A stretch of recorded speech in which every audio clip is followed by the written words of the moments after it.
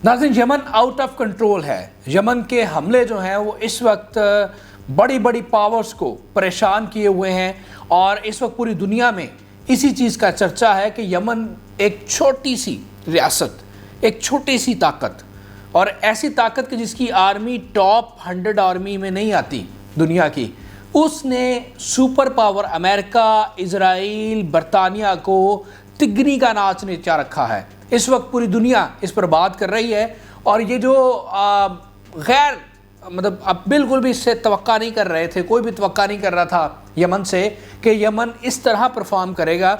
और ये जो यमन की ताकत है, यमन की दलेरी है, यमन का जो इस जंग में किरदार है, इसको लफ्ज़ों में बयान करना बड़ा मुश्किल है, चूँकि एक ऐसी हिकमत अमली यमन की कि जिसने बड़े बड़ों को जो है वो परेशान कर रखा है और इजराइल के ख़िलाफ़ जो कुछ बड़ी बड़ी ताकतें करना चाहती थी, बड़ी बड़ी रियासतें करना चाहती थी, वो नहीं कर पाई, जो कि यमन ने कर दिया है। इस वक्त यमन की वजह से ही इजराइल जो है वो शदीद मुश्किलात का शिकार है। इजराइल शदीद हमलों की ज़द में है। इजराइल में तमाम तर जो लोग हैं वो इज़्तिराबी कैफियत में हैं। उनका निज़ाम ज़िंदगी इस वक्त मफलूज हो चुका है। उनकी हवाई जो परवाज़ें हैं वो मनसूख हो गई हैं। मतलब तमाम तर जो चीज़ें डिस्टर्ब होनी चाहिए थी इजराइल की, और जिसको डिस्टर्ब करने के लिए बहुत कोशिश की जा रही थी, मुख्तलिफ़ ताकतों की जानिब थे, वो कोई नहीं कर सका जो यमन ने किया है। इसी वजह से आज यमन के बारे में पूरी दुनिया में बात की जा रही है और यमन को सराहा जा रहा है। इसके अलावा और बहुत सारी अहम खबरें हैं जो आपके साथ इस वीडियो में शेयर करनी है, लेकिन अगर आपने हमारे चैनल को अभी तक सब्सक्राइब नहीं किया तो हमारे चैनल को ज़रूर सब्सक्राइब कर लीजिएगा ताकि हर नई आने वाली वीडियो आप तक बर वक्त पहुँच सके। नाज़रीन, सबसे पहले हम यमन की ही बात करते हैं। नाज़रीन, यमनी ज़राए के मुताबिक यमन ने अपने जो मिज़ाइल हैं उनको मज़ीद फ़ाल कर लिया है और अस्करी सलाहियत में बड़ी पेशरफ्त की है। मतलब जो स्ट्रेटजी, जो वेपन्स उनके पास पहले से मौजूद थे, जो टेक्नोलॉजी पहले से मौजूद थी, अब उसको मज़ीद फ़ाल कर लिया गया है। अब उस टेक्नोलॉजी को मज़ीद बेहतर कर लिया गया है, जिससे उनकी अस्करी सलाहियत जो है वो बढ़ चुकी है, उसमें बड़ी पेशरफ्त हुई है। ये यमनी ज़राए का कहना है। और जो बेन गोरियन एयरपोर्ट पर हमला किया गया यमन की जानिब से, ये यमनी हथियारों की दुरुस्तगी का सबूत है, ये यमनी सोर्सेज कह रहे हैं। और नेतन्याहू के इलाकाई मंसूबों को यमनी हमले रोकेंगे। अमेरिका की सेटेलाइट के बावजूद यमनी फ़ौज के हथियार महफूज हैं। इसके बाद यमन को देखकर ऐसा लगता है कि वो ताकत के नए असूल नाफिज करने वाला है, ये यमनी ज़राए कह रहे हैं। और इसमें कोई शक नहीं है, जो आखिरी लाइन मैंने आपके साथ शेयर की, कि यमन को देखकर ऐसा लगता है कि वो ताकत के नए असूल नाफिज करने वाला है। इसमें कोई दो राय नहीं है, इसमें कोई शक नहीं है, ये बात बिल्कुल ठीक है। और मैं आपके साथ पहले भी वीडियोज़ में ये कह चुका हूँ कि यमन जिस तरह ताकत का मुजाहरा कर रहा है, इसके बारे में अभी लिखना बहुत मुश्किल काम है। चंद साल गुजरने के बाद मौरखीन यमन का किरदार लिखेंगे कि जो मिडल ईस्ट की जंग थी, इसमें यमन ने किस तरह किरदार अदा किया और यमन ने किस तरह ताकत का मुजाहरा किया और किस तरह यमन ने पूरी दुनिया को जो है वो हिला कर रख दिया, पूरे मगरिब को हिला कर रख दिया। ये मौरखीन नाज़रीन लिखेंगे। और ख़ास बात ये है, ये जो यमनी सोर्सेज कह रहे हैं कि अमेरिका के सेटेलाइट के बावजूद यमनी फ़ौज के हथियार महफूज हैं। मतलब एक तरफ सुपर पावर अमेरिका, और जो कि अब मुकम्मल एक्सपोज हो चुका है, जिसके बारे में ये था कि इनके पास सबसे जदीद तरीन टेक्नोलॉजी मौजूद है, इनके पास जदीद तरीन हथियार मौजूद हैं और वो उनको कोई किसी किस्म का ख़तरा नहीं किसी से। लेकिन अब सूरत हाल ये है कि उनकी टेक्नोलॉजी और सेटेलाइट से यमनी हथियार भी महफूज हैं और वो यमन को रोक भी नहीं पा रहे। जबकि दूसरी जानिब इजराइल, जिसकी प्रोटेक्शन पर अरबों डॉलर्स की इन्वेस्टमेंट की गई और जिसकी दिफाई वाल जो है उसका पूरी दुनिया में चर्चा था, अब वो ज़मीन बोस हो चुकी है, अब वो ख़त्म हो चुकी है, जिससे उनको नाकाबिले तक इख्तलाफी नुकसान पहुंचा है, जिसका क्रेडिट सिर्फ़ और सिर्फ यमन को जाता है। इसलिए यमन का जो किरदार है उस पर जितनी बात की जाए वो कम है, यमन की जितनी तारीफ़ की जाए कम है, चूँकि इस जंग में یمن نے پوری دنیا کو ہلا کر رکھ دیا ناظرین، پوری دنیا کو ہلا کر رکھ دیا ہے۔ اور اس وقت اگر امریکہ کسی سے پریشان ہے تو وہ صرف اور صرف یمن سے پریشان ہے۔ امریکہ یمن سے پریشان ہے، برطانیہ یمن سے پریشان ہے، اسرائیل یمن سے پریشان ہے، اور یہی وجہ ہے کہ بار بار برطانیہ کی طرف سے حملے کیے جا رہے ہیں یمن پر۔ میں نے آپ کو کل بھی بتایا تھا کہ یمنی بندرگاہ کو نشانہ بنایا گیا ہے، لیکن یمن نہیں رک رہا۔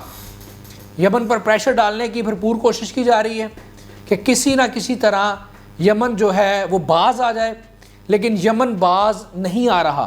یمن کے حملے مزید تیز ہوتے چلے جا رہے ہیں، اور پہلے تو ہم دیکھتے تھے کہ 24 گھنٹے میں ایک آدھ حملہ ہو جاتا تھا، لیکن اب تو چند گھنٹوں بعد ایک نیا حملہ ہو رہا ہے۔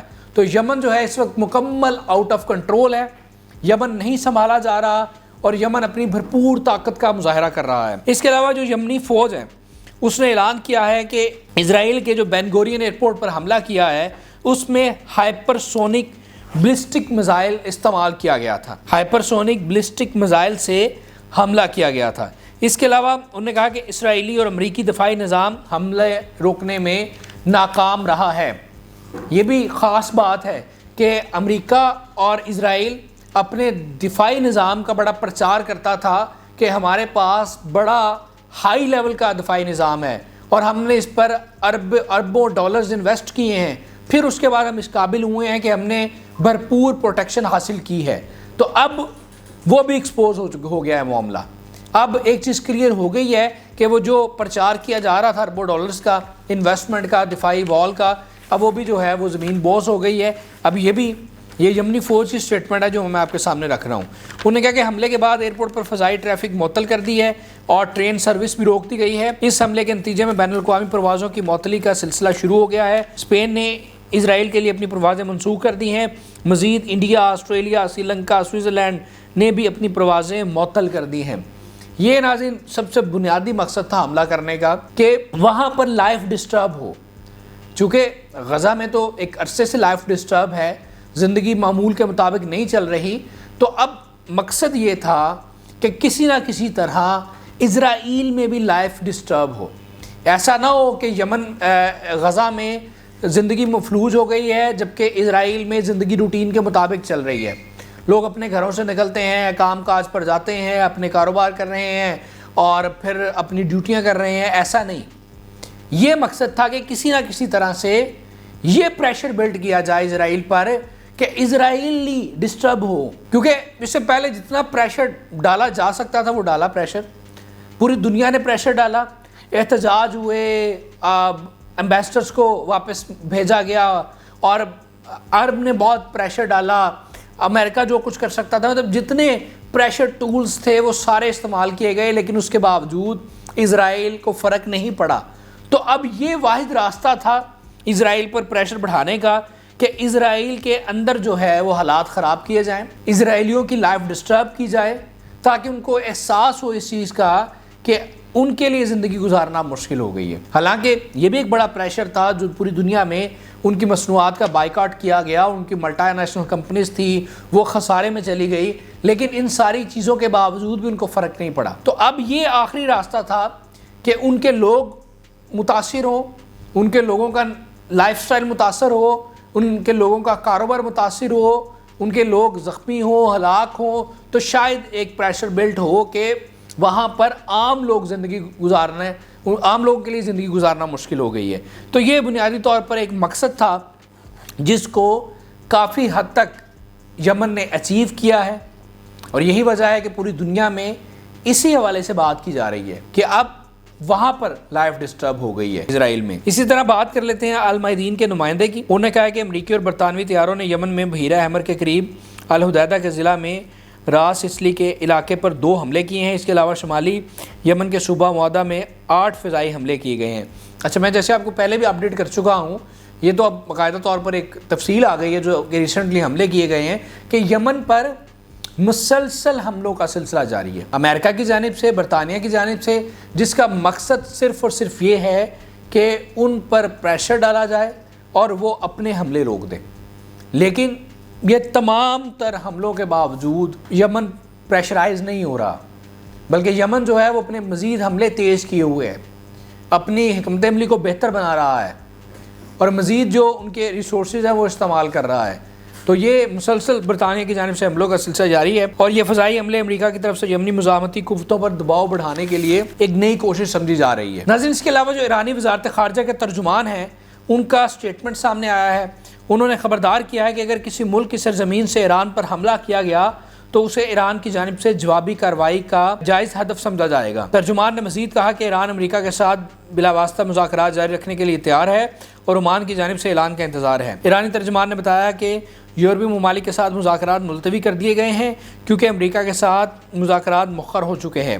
ایران نے واضح کیا ہے کہ مذاکرات پر موقف اٹل ہے، وہ اپنی جوہری توانائی کے حق سے پیچھے نہیں ہٹے گا. چونکہ اب خبریں یہ آ رہی ہیں، جیسے میں نے آپ کو پہلے اپڈیٹ کر دیا تھا، کہ یہ جو یمنی حملے ہیں، اسرائیل یہ سمجھتا ہے، امریکہ یہ سمجھتا ہے کہ یہ یمنی حملے ہیں اس کے پیچھے ایران ہے.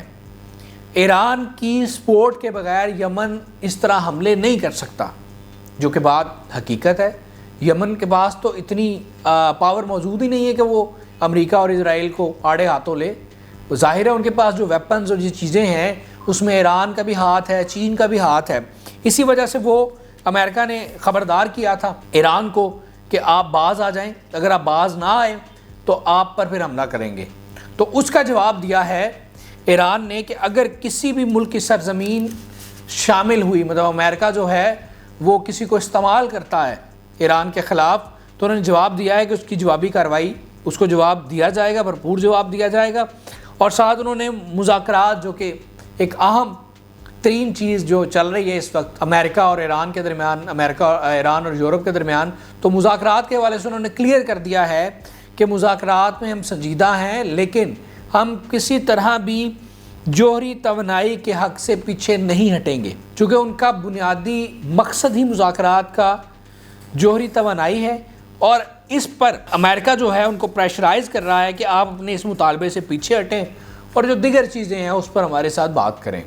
لیکن ایران نے کلیئر کر دیا ہے کہ اگر ہمارے جوہری توانائی والے منصوبے پر کام نہیں ہوگا، اس پر بات نہیں ہوگی، تو پھر بات آگے نہیں بڑھے گی، پھر مذاکرات جو ہیں وہ ختم ہو جائیں گے. تو یہ ایران کی جو خاص جو رپورٹ ہے وہ میں نے آپ کے ساتھ شیئر کی. اسی طرح ایرانی وزارت خارجہ نے مزید یہ کہا ہے کہ یمنیوں کی کارروائی کو ایران سے جوڑنے کی کوشش کو گمراہ کن قرار دیتے ہوئے مسترد کر دیا ہے اور یہ الزامات اسرائیلی جرائم اور خطے میں اس کی ناکامیوں پر پردہ ڈالنے کی ایک سازش ہے. ایران نے مزید کہا ہے کہ یمن میں عوام کی جرأت مندانہ جدوجہد کو ایران سے جوڑنا یمنی عوام کی توہین کے مترادف ہے. اچھا، یہ بہت اہم بیان ہے چونکہ بار بار یہ بات کی جا رہی ہے کہ یمن کے پیچھے جو ہے وہ ایران ہے اور ایران کو خبردار بھی کر چکا ہے امریکہ. اسرائیل بھی یہ بات کر رہا ہے کہ جناب یہ ایران کے بہاف پر یمن جو ہے حملے کر رہا. تو اب اس حوالے سے انہوں نے اپنی پالیسی کلیئر کر دی ہے اور پالیسی بڑے شاندار انداز میں کلیئر کی ہے کہ یہ جو یمنیوں کی کاروائیاں ہیں اسے ایران کے ساتھ جوڑنے کو گمراہ کن قرار دے دیا گیا ہے. اور انہوں نے یہ بھی کہا ہے کہ الزامات اسرائیلی جرائم اور خطے میں اس کی ناکامیوں، مطلب یہ جو اسرائیل جو ظلم کر رہا ہے، جو جینوسائیڈ کر رہا ہے، اور دوسری جانب جو خطے میں یہ مکمل طور پر ایکسپوز ہو گیا ہے، ناکام ہے، اس پر پردہ ڈالنے کے لیے ایک سازش ہے.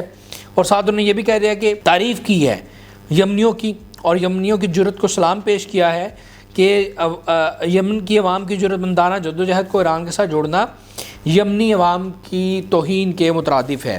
تو یہ ایک اہم سٹیٹمنٹ ہے جو کہ امریکہ کو، اسرائیل کو باقاعدہ ایک پیغام دیا گیا ہے کہ یہ جو جوڑا جا رہا ہے ہم سے، ایسا نہیں ہے.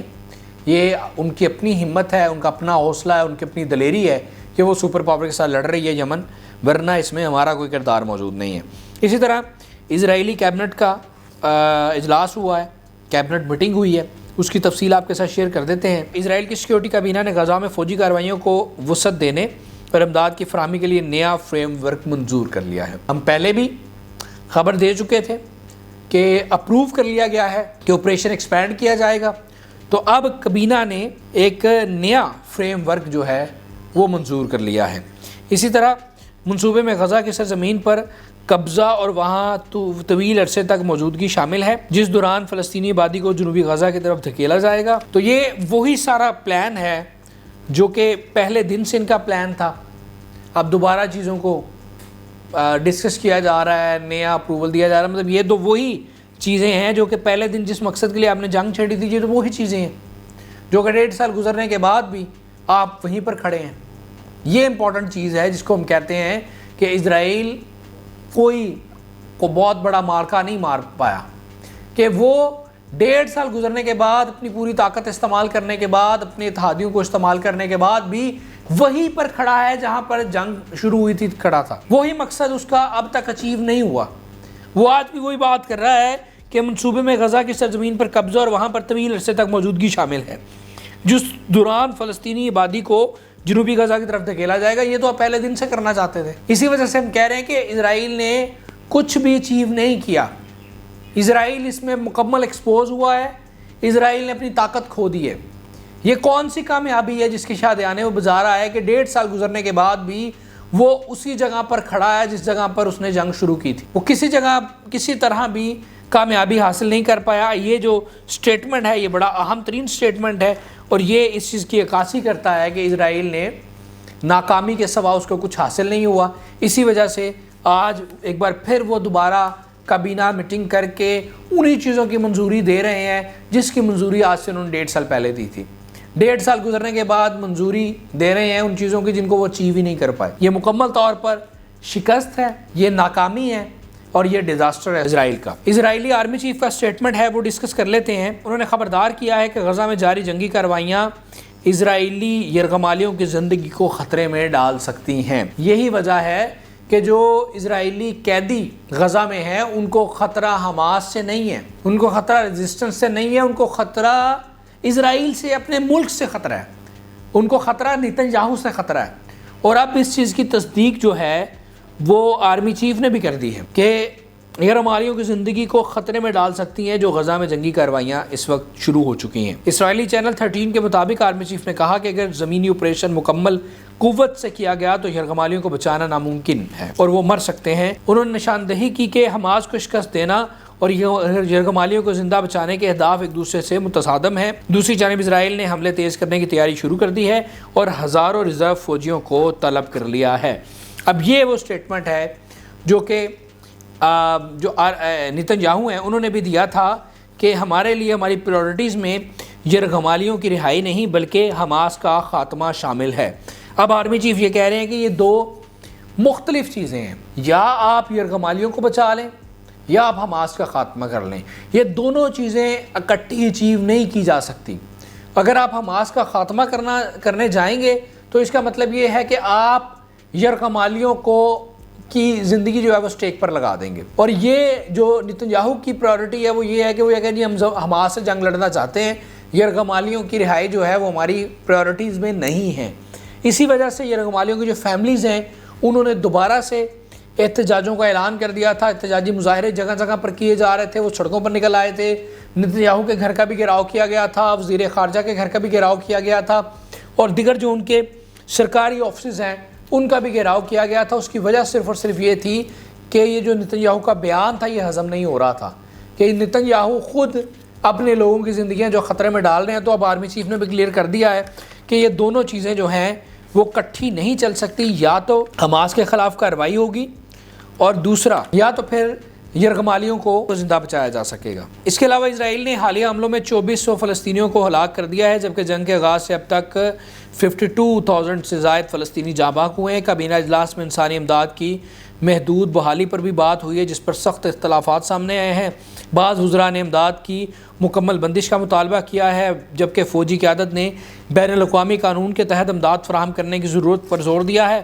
امریکہ اور اسرائیل غزہ کے لیے ایک ایسا امدادی نظام تشکیل دینے پر بات چیت کر رہے ہیں جو حماس کو نظر انداز کرتے ہوئے براہ راست امداد فلسطینی عوام تک پہنچے. تاہم اقوام متحدہ امدادی تنظیموں نے ایسے کسی بھی منصوبے میں شامل ہونے سے انکار کر دیا ہے جو انسانی بنیادوں پر غیر جانبدار اصولوں کی خلاف ورزی کرے. اب یہ جو سب سے اہم اس وقت پرابلم ہے کہ وہاں پر امداد نہیں پہنچ رہی. اسرائیل نے ناکہ بندی کر رکھی ہے جس کی وجہ سے وہاں پر قحط سالی غذائی قلت کا خدشہ ہے. تو اب اس پر بھی کابینہ اجلاس میں بات کی گئی ہے. کچھ لوگوں نے یہ کہا ہے کہ جی مکمل طور پر بندش برقرار رہنی چاہیے, کچھ لوگوں نے کہا ہے کہ نہیں. خاص طور پر آرمی نے یہ کہا ہے کہ جناب بین الاقوامی قانون کے مطابق فراہمی جو امداد کی فراہمی ہے اس کو یقینی بنانا چاہیے۔ لیکن دوسری جانب امریکہ اور اسرائیل یہ متفقہ طور پر ایک اسٹریٹجی بنائے ہوئے ہیں کہ جس میں حماس کو نظر انداز کیا جائے اور براہ راست جو فلسطینی عوام ہے وہاں تک امداد پہنچی جائے۔ تاہم اقوام متحدہ جو امدادی تنظیمیں ہیں وہ اس میں شامل نہیں ہیں، یہ امریکہ اور اسرائیل کی اپنی ایک پلاننگ ہے۔ اینڈ میں آخر میں CIA چیف کا ایک بیان شامل کر لیتے ہیں۔ سابق CIA چیف نے انکشاف کیا ہے کہ امریکہ نے یوکرین کو اتنی فوجی مدد فراہم نہیں کی کہ وہ جنگ جیت سکیں، اور بلکہ اس خون ہی بہتا رہا۔ ان کے مطابق صدر بائیڈن نے ابتدائی مرحلے میں روس کی ممکنہ ایٹمی جوابی کارروائی کے خوف سے یوکرین کو مکمل اختیار فراہم کرنے سے گریز کیا۔ اس پالیسی نے جنگ کو طول اور تباہ کن بنا دیا، اور ان کا کہنا تھا یوکرین کو ابتدائی طور پر مکمل مدد دی جاتی تو شاید وہ روسی افواج کو مکمل طور پر پیچھے دھکیل سکتا تھا۔ انہوں نے خبردار کیا کہ جنگ جاری رہنے کی صورت میں میدان جنگ ایک مہلک زون بن جائے گا۔ ٹرمپ حکومت نے اب مذاکرات پر زور دینا شروع کیا ہے، جبکہ روس نے بھی بغیر کسی شرط کے بات چیت پر آمادگی کا اظہار کر دیا ہے۔ یہ ایکس CIA چیف کا امپورٹنٹ ایک سٹیٹمنٹ ہے جس میں وہ یہ کہہ رہے ہیں کہ امریکہ نے جو جنگ چھڑوائی یوکرین سے روس کے خلاف، لیکن امریکہ نے ان کا ساتھ مکمل نہیں دیا۔ اگر مکمل ساتھ دیا جاتا تو رزلٹ مختلف ہونے تھے۔ امریکہ کی انٹینشن نہیں تھی کہ وہ پراپر طریقے سے یوکرین کو سپورٹ کریں۔ یہ بڑا اہم اور تہلکہ خیز جو سٹیٹمنٹ ہے وہ ایکس CIA چیف کا ہے۔ ناظرین، یہ آج کی ویڈیو تھی جس میں آپ کو اب تک جو جنگ کا احوال ہے وہ آپ کے سامنے رکھا، اور مزید جو آئندہ آنے والی ویڈیوز ہیں ان میں بہت ساری اہم ڈیولپمنٹس ہیں جو آپ کے ساتھ شیئر کرنی ہیں۔ لیکن اگر آپ نے ہمارے چینل کو ابھی تک سبسکرائب نہیں کیا تو ہمارے چینل کو سبسکرائب کر لیجئے تاکہ ہر نئی آنے والی ویڈیو آپ تک بر وقت پہنچ سکے۔ اپنا بہت سارا خیال رکھیے گا۔ اللہ نے